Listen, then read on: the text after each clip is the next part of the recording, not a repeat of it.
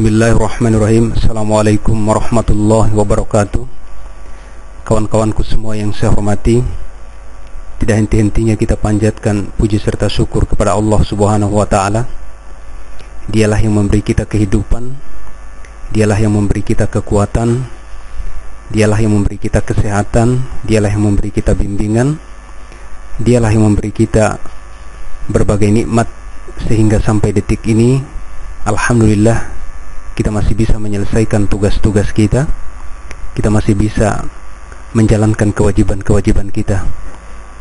Kemudian sholawat serta salam semoga senantiasa dilimpahkan kepada suri tauladan kita, baginda Rasulullah Muhammad sallallahu alaihi wasallam, juga kepada keluarganya, kepada para sahabatnya, dan kepada segenap umatnya atau segenap pengikutnya hingga akhir zaman. Amin ya rabbal alamin.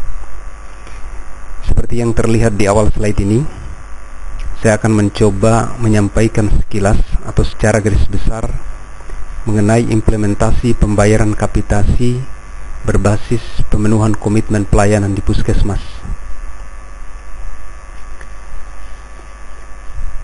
Regulasi pokok atau regulasi utama yang menjadi acuan topik ini adalah Peraturan BPJS Kesehatan Nomor 2 Tahun 2015, sebagaimana sebagian pasalnya diubah dalam Peraturan BPJS Kesehatan Nomor 3 Tahun 2015. Dalam kedua regulasi ini, saya ingin menggarisbawahi atau saya ingin menekankan bahwa ada dua hal utama yang diatur di dalamnya. Yang pertama adalah norma penetapan besaran kapitasi, dan yang kedua adalah pembayaran kapitasi berbasis pemenuhan komitmen pelayanan. Kedua hal ini hanya bisa dibedakan tetapi tidak bisa dipisahkan, karena keduanya memang saling berkaitan, saling berhubungan satu sama lain. Saya akan memperlihatkan seperti apa wujud konkret dari norma penetapan besaran kapitasi, dan saya juga akan memperlihatkan seperti apa wujud konkret dari pembayaran kapitasi berbasis pemenuhan komitmen pelayanan.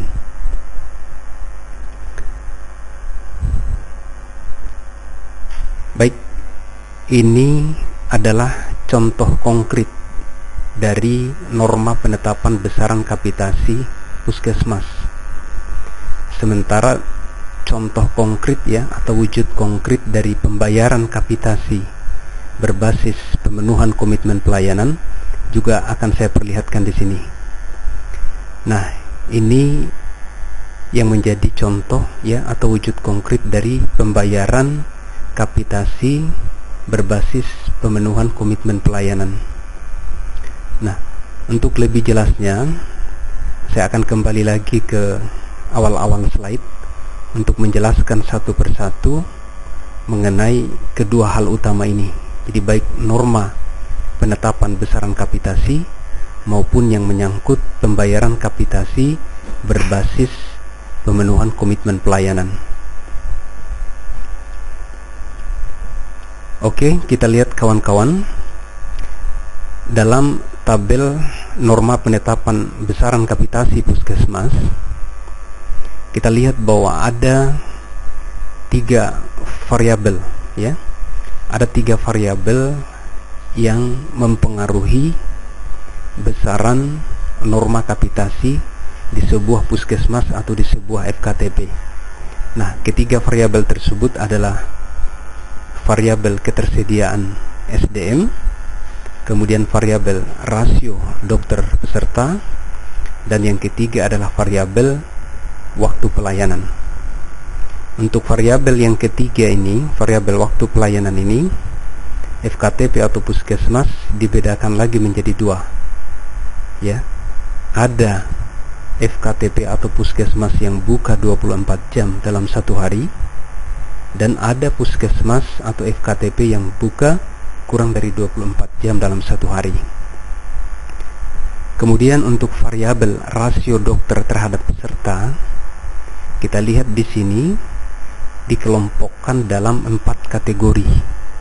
Mulai dari rasio 1:5.000 atau kurang, rasio 1 banding lebih dari 5.000 sampai 15.000, sampai kepada kategori yang terakhir yaitu rasio 1 banding lebih dari 20.000 peserta.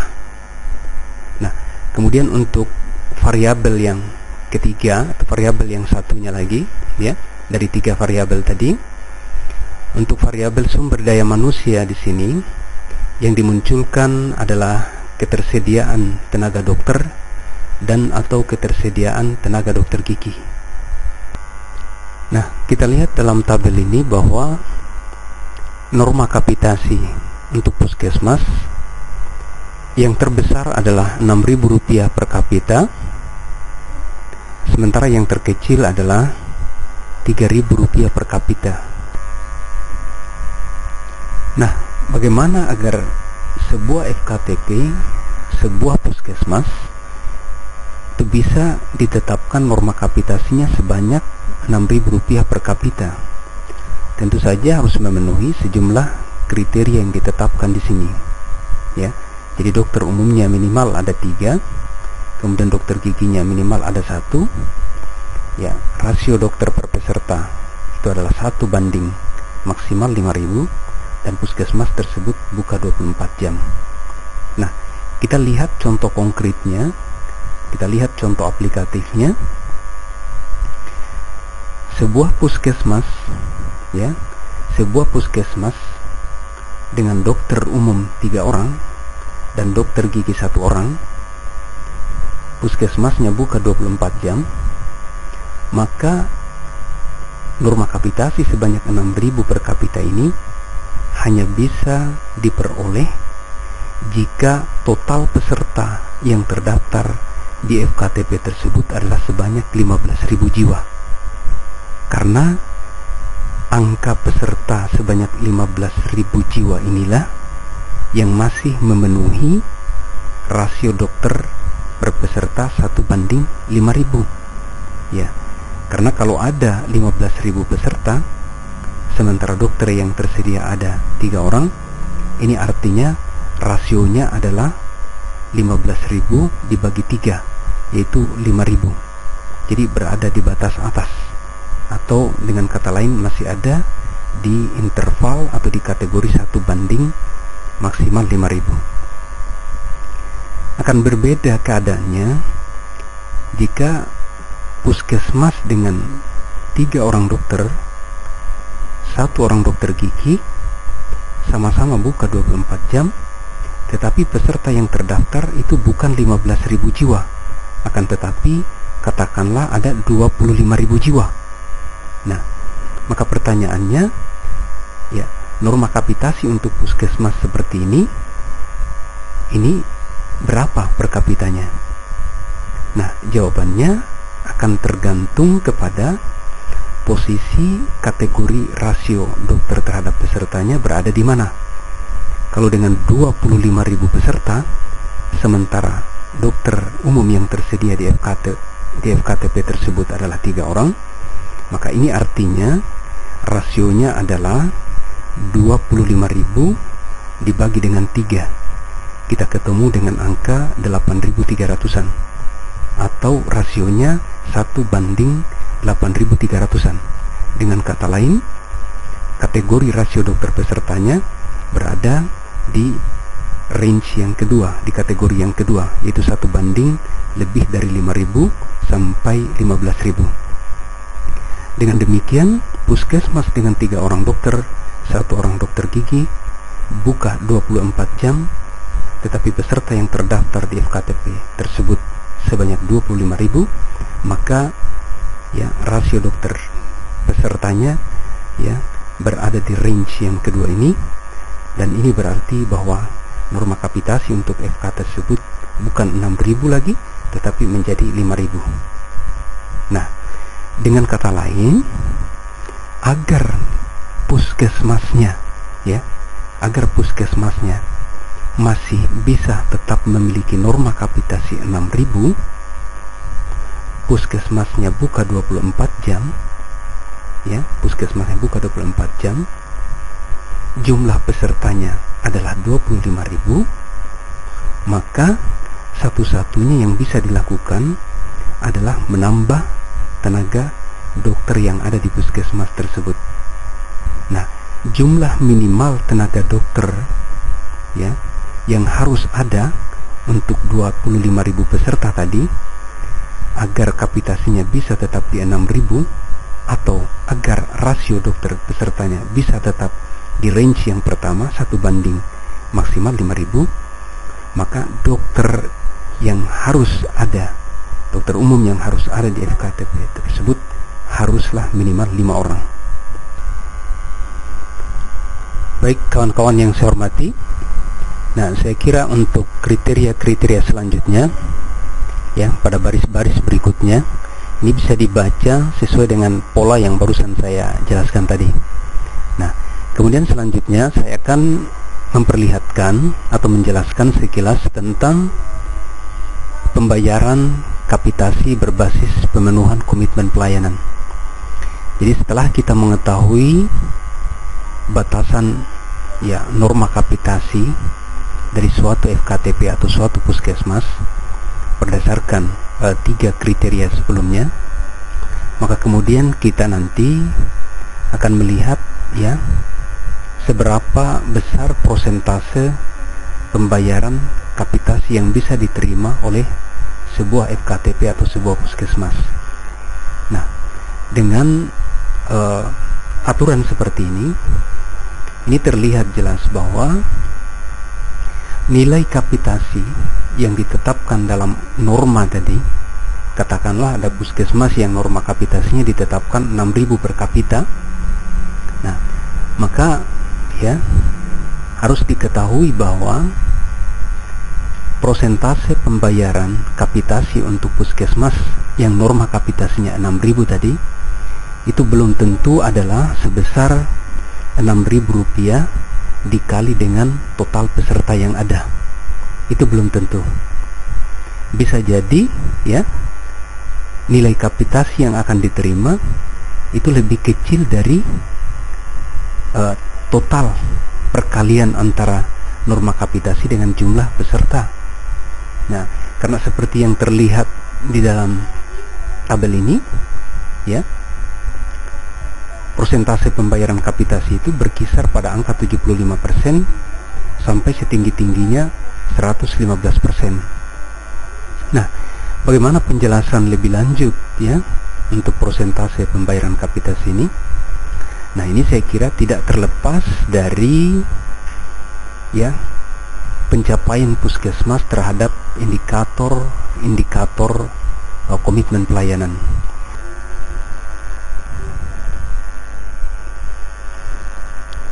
Nah, mari kita lihat ketiga indikator yang digunakan dalam konteks ini. Nah, jadi indikator yang pertama adalah angka kontak. Kemudian indikator yang kedua adalah rasio rujukan rawat jalan non spesialistik. Dan indikator yang ketiga adalah rasio peserta prolanis yang rutin berkunjung ke FKTP. Ya, prolanis adalah singkatan dari program pengelolaan penyakit kronis. Nah, kita lihat bahwa ketiga indikator ini memiliki 2 wilayah atau 2 zona target pencapaian, yakni zona aman dan zona prestasi. Angka kontak ya dari sebuah FKTP atau sebuah puskesmas itu sudah bisa masuk dalam zona aman ketika pencapaiannya minimal adalah 150 per 1.000 peserta. Ya, ini di zona aman. Kalau untuk di zona prestasi, angka kontaknya itu dipersyaratkan minimal 250 per 1.000 peserta.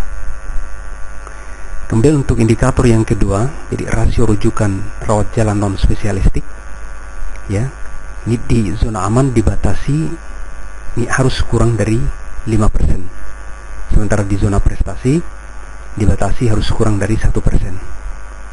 Nah, indikator yang ketiga atau yang terakhir, ya, rasio peserta prolanis yang rutin berkunjung ke FKTP untuk bisa masuk di zona aman, ini minimal puskesmas harus mengupayakan agar peserta prolanis yang aktif berkunjung ke FKTP itu adalah 50%. Atau jika ingin masuk ke zona prestasi, maka rasio peserta prolanis yang rutin berkunjung ke FKTP ini minimal harus 90%.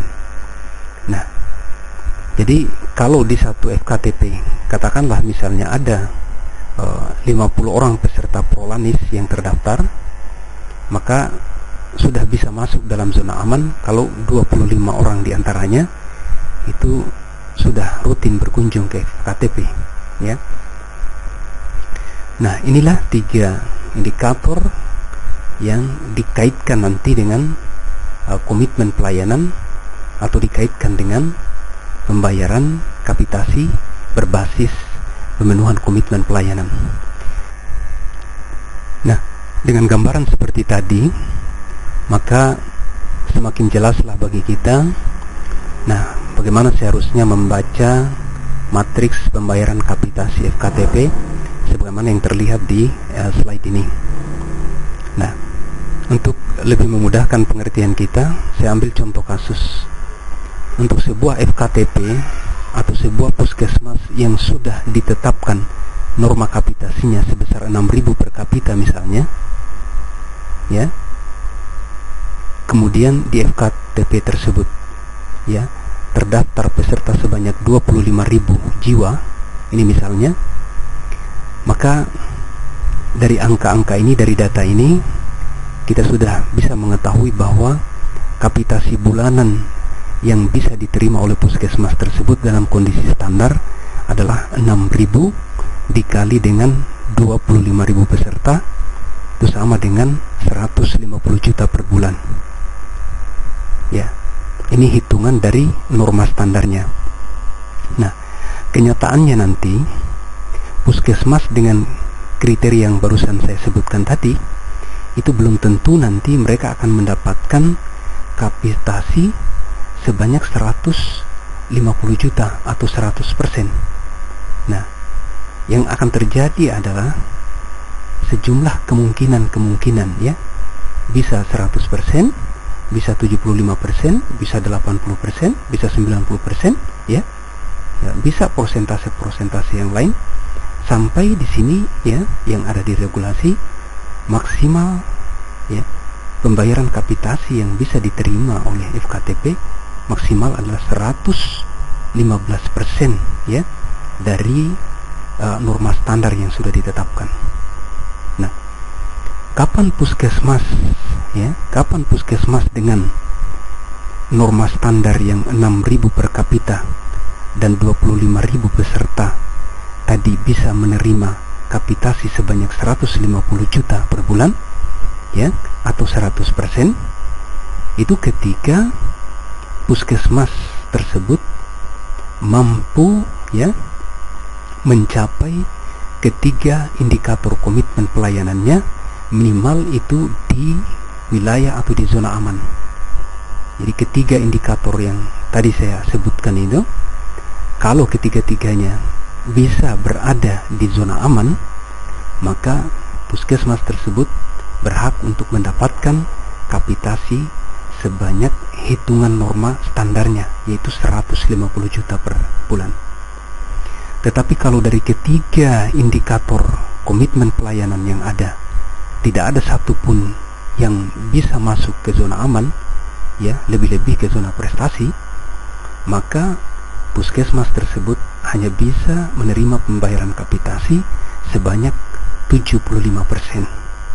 Nah, kalau 75%, ini berarti dari yang seharusnya 150 juta per bulan itu menjadi 112.500.000, atau ada pengurangan sebesar 37.500.000 rupiah.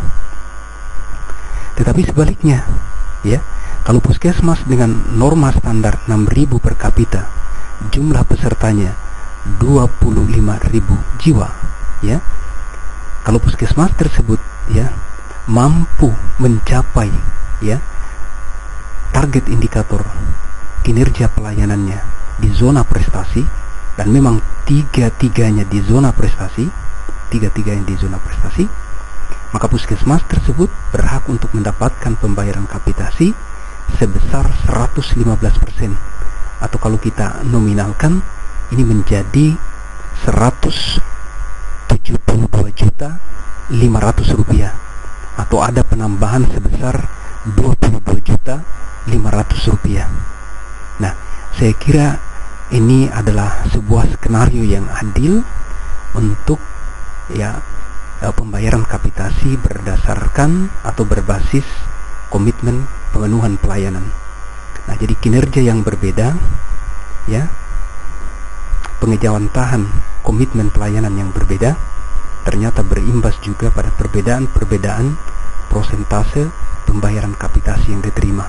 Nah, saya kira ini lebih mendekati kepada keadilan.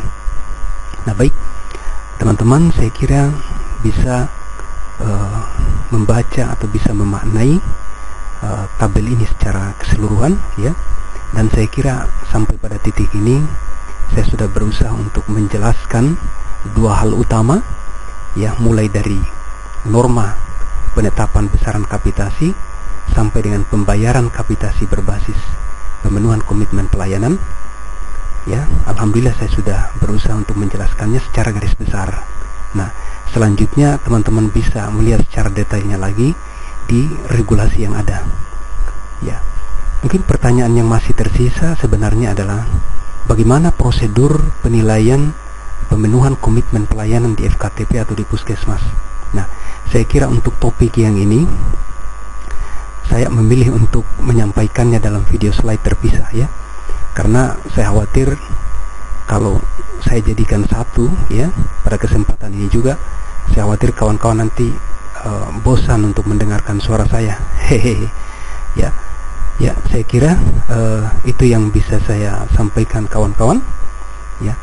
Mudah-mudahan apa yang kita lakukan itu bisa dicatat oleh Allah sebagai bagian dari persembahan kita untuk kebaikan kemanusiaan. Lebih dan kurangnya saya mohon maaf yang sebesar-besarnya. Billahi taufiq wal hidayah.